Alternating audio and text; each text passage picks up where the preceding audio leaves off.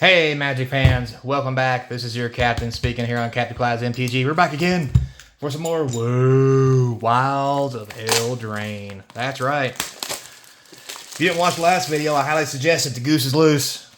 We hit a great doubling season card, making that box worth buttloads. And yes, that's a unit of measurement, Google it, of money. So, real happy about that. So don't forget, comment, like, subscribe. Me fix these cards before they spill. Surprised I didn't spill a bunch last video when I hit that goose. Comment, like, subscribe, hit that notification bell. Keeps us sponsor free. Subscriptions is what does it. Otherwise, you're going to see all kinds of things on here, feet pictures, and God knows what else. That's a joke. Please don't ask for those. Besides, you don't want them, trust me. So, we're on box 3 of Eldraine, and let's see how it goes and what we hit. So, we've been at this for a while.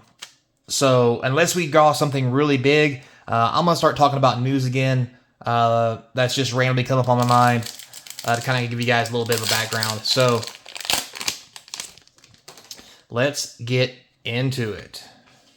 Ooh, foil leyline. That is very nice. Phyrexian Unlife. Horned Witch Whale.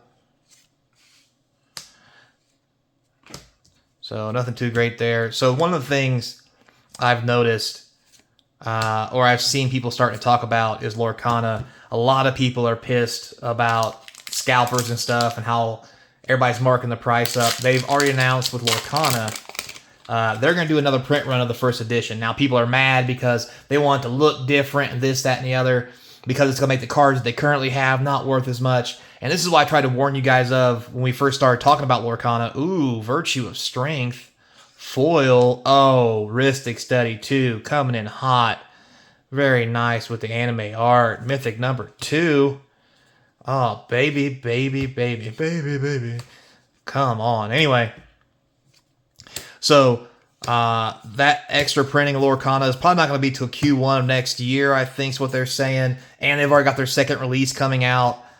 Plus, they have the whole issue with the lawsuit, which is probably going to get settled monetarily because it's not a lot in the news much anymore.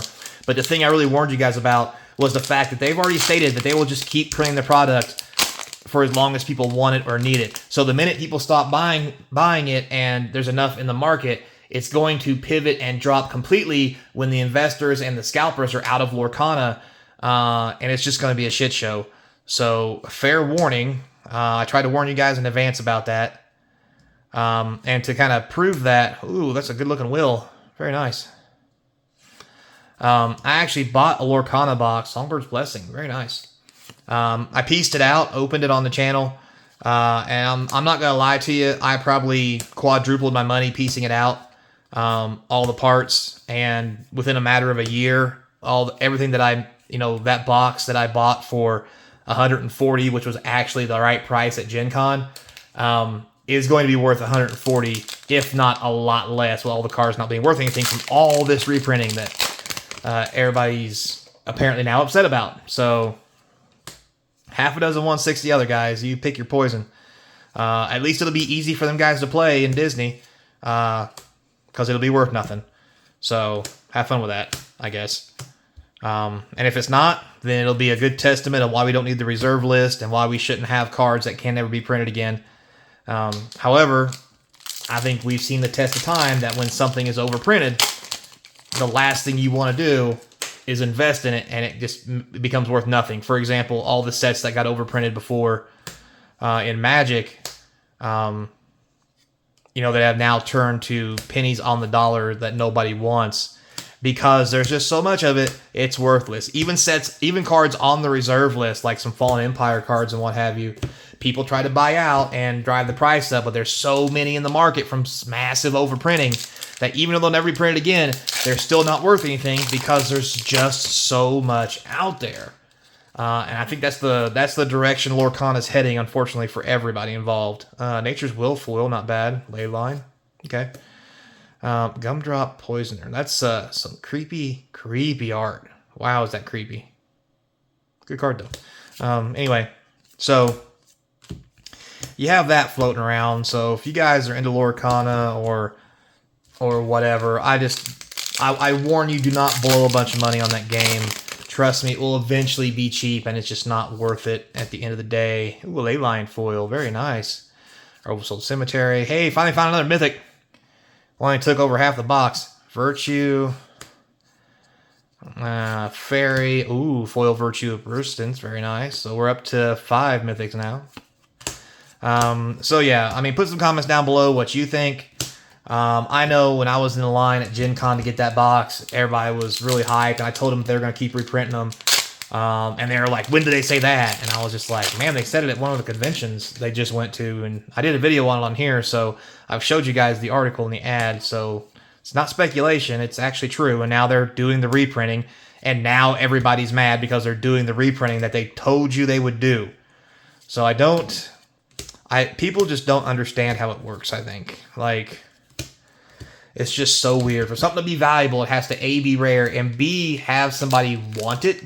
Like, if you don't want it, then it's pointless for it to even be rare because no one's going to buy it. I've got a lot of rare stuff that's a one-of item that's not worth anything because it's just not something that people want, so therefore it's not marketable, so therefore there's not really a value. It's only worth when anybody will pay for it, and if the best I can get out of it is somebody giving me $5, then guess what? It's worth $5.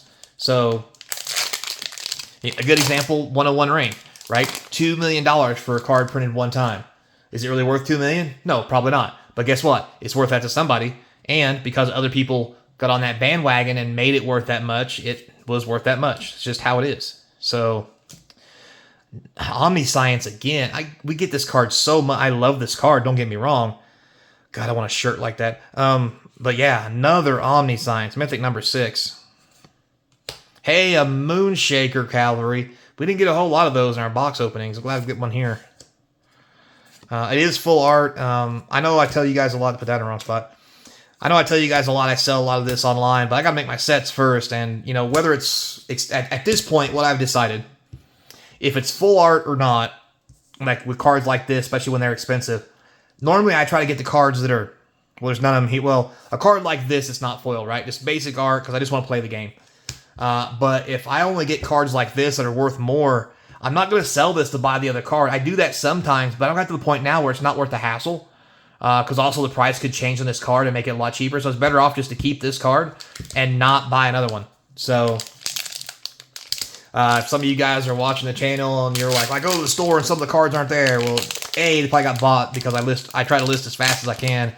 And B, I might have just kept them because I need them for my set. As sad as that is. So there's a foil Primal Vigor, very nice. Oh, very nice. Doubling Season. That's the other doubling season we got from the other box video. So it's nice to get another one. Although I'd rather have the anime one just for my own personal keeping. But that is nice as well. Love the art on this card. This is probably one of the best rares. Unfinished Business. I don't know if it's any good from Commander or not. But anyway, so the Lorcana world's all up in a shitstorm. And this is at time of filming this video, which is going to be a couple weeks out probably. I like to open these boxes early to get them on eBay as fast as possible. Try to get maximum profit. So do with that information what you will. Sorry it took so long to warn you, but we've already had a video. We've already talked about it, and I don't know what else I can say about it if you don't want to listen. Just go with it, and if it works out for you, fantastic. I'm glad it does. If it doesn't, sorry about your luck, and maybe it'll be better next time. I don't know. I don't know what to say, because that's the market. That's how it rolls. So, ta-da! Last pack. We're only at 2, 4, 6, 8 mythics. Getting to 12 is going to be hard. Last box I think was 10. I'm gonna guess we're gonna get to 10. We'll see how it goes. Mythic? Nope. Mythic. All right, looking bad. Intruder Alarm. All right, there's a mythic. That's 9. It's a bad one, but it's a mythic nonetheless. A foil Throne. Very nice. That's a good hit. And there's mythic number 10. Good old Rowan. Oops, wrong spot. All right. So mythic number 10. We got 12 on one box, 10 on 2 other ones. Very interesting. This box seems about average, I think. We're going to go do the math and get it all tallied up for you guys so we can get in here and get all these openings done. Get them on eBay for you as soon as possible. So Until next time, be kind. And I hope to see you across from the game table. Not playing Lorcana, probably, because I'm just not there. Later, player. God, Lorcana's a crapshoot. It's a shit show.